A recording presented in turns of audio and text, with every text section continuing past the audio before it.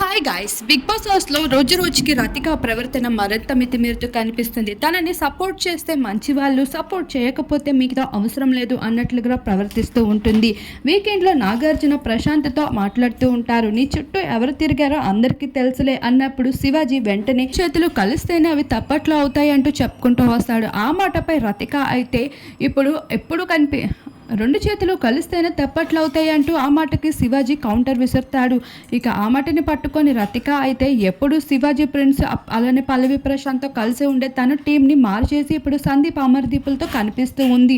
వాళ్ళతో ఇప్పుడు శివాజీ చెప్పిన మాటల కోసం ఎంతో కోపంగా డిస్కషన్స్ కూడా జరుపుకుంటూ, అయినా నాకు హౌస్లో ఎంతోమంది అబ్బాయిలు ఉన్నారు, వాళ్ళతో తిరగకుండా అలాంటి వాడితో ఎందుకు తిరుగుతాను, ప్రశాంత్తో నేనెందుకు లైన్ వేస్తాను అంటూ చాలా ఘాటుగానే స్పందిస్తూ అలా మాట్లాడుతూ ఉంటుంది. మొన్నటి వరకు కుక్క అన్న రతిక ఈరోజు తీసి పడేస్తూ మాట్లాడేసింది ప్రశాంత్ని.